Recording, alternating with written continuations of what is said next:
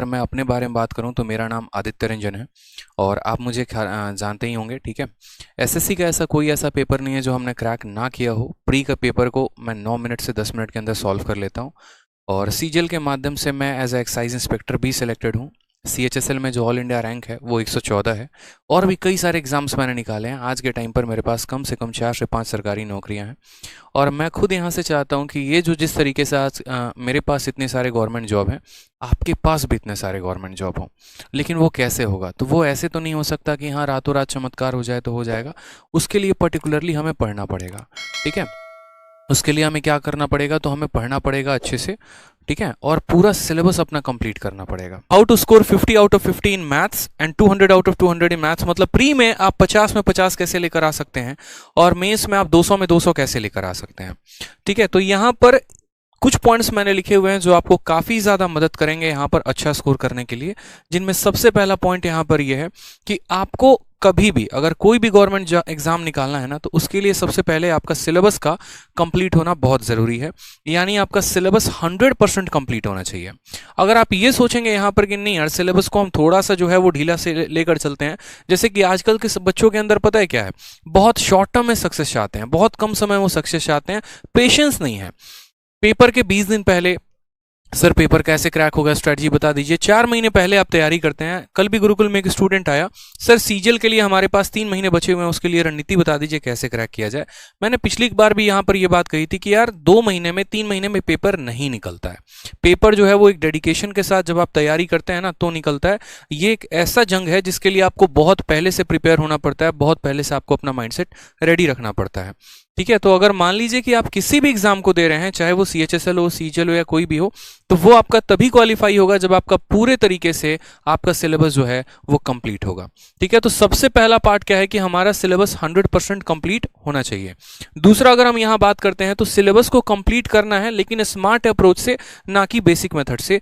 ये सबसे महत्वपूर्ण बात। मैं मतलब सोचकर काफी टाइम तक मैं यहाँ पर विचार कर रहा था कि यार क्या 3-4 ऐसे पॉइंट्स लिखे जाएं जो बच्चों को वाकई में मैं जो अंदर है, जो मेरी बात है वो मैं समझा सकूं यहाँ पे।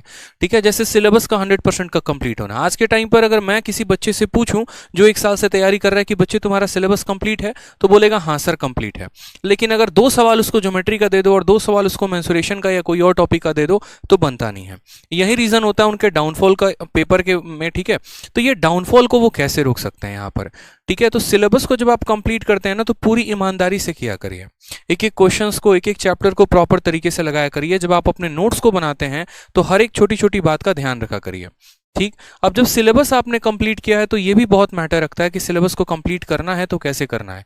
जैसे शुरू में बच्चा क्या होता है कि अलग अलग जगह से यूट्यूब पर वीडियो देख ली, कहीं पर परसेंटेज पढ़ा है तो परसेंटेज देख लिया, कहीं पर कुछ पढ़ा है तो कुछ देख लिया, कुछ क्वेश्चन अपने तरीके से किताबों से लगा लिए। आप जानते हैं तो सिर्फ वही बेसिक मेथड जान पाते हैं। लेकिन इसका नुकसान प्री में आपको नहीं होता है। प्री में तो क्वेश्चंस आपके बन जाते हैं। इसका नुकसान आपको जाकर मेंस में होता है। और मेंस में होता है मेरे भाई यहाँ पर सर, तो मेंस में होता है तो यहाँ पर मेंस में नुकसान कैसे हो जाता है, आपको स्मार्ट अप्रोच नहीं आ पाते हैं उन सवालों का। अब स्मार्ट अप्रोच नहीं आ पाते हैं तो आप कैसे करते हैं फिर?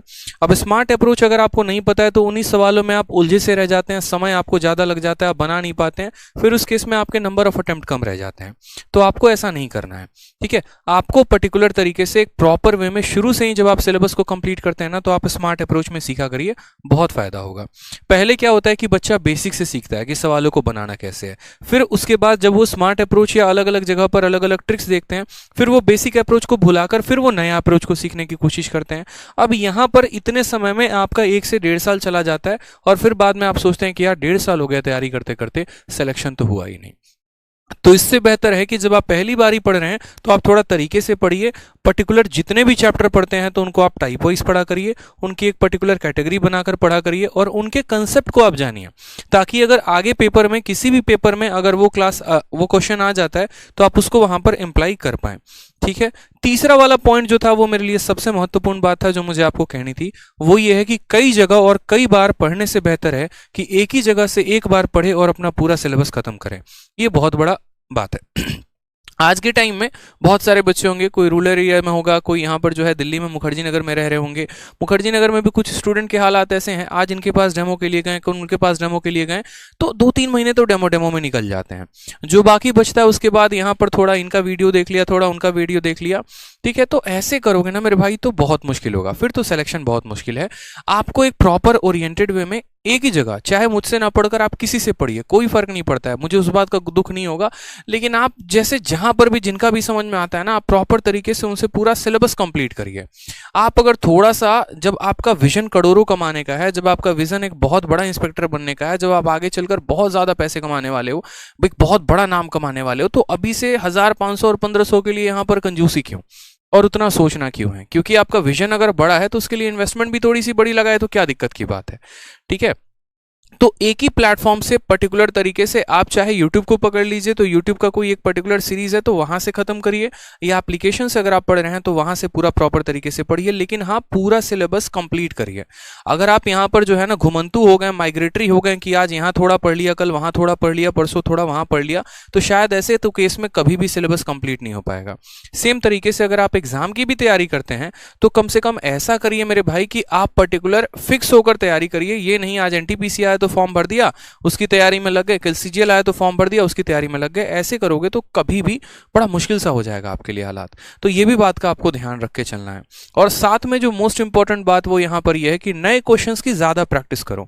आजकल के समय में आदत यहाँ पर यह हो गई है ना कि स्टिक हो गया है बच्चा कि हाँ पुराने पुराने पुराने कंसेप्ट पर हम चल रहे हैं, पुराने पर हम जिंदा हैं, पुराने पर ही हम काम करेंगे। तो ऐसे तो नहीं हो पाएगा मेरे भाई। तो हमें अपने सिलेबस को है ना बड़ा कंसाइज वे में फिक्स रखना है कि हाँ हमें इतना पढ़ना है और हमें इन सोर्सेस से पढ़ना है, ज्यादा भटकाव नहीं रखना, प्रॉपर वे में सिनराइज्ड वे में एक सिलेबस हम अपना कंप्लीट करेंगे और विद इन टाइम कंप्लीट करके अच्छे से हम अपना सिलेक्शन लेंगे, ना कि ज्यादा यहाँ भटकाव में रहेंगे, ठीक है।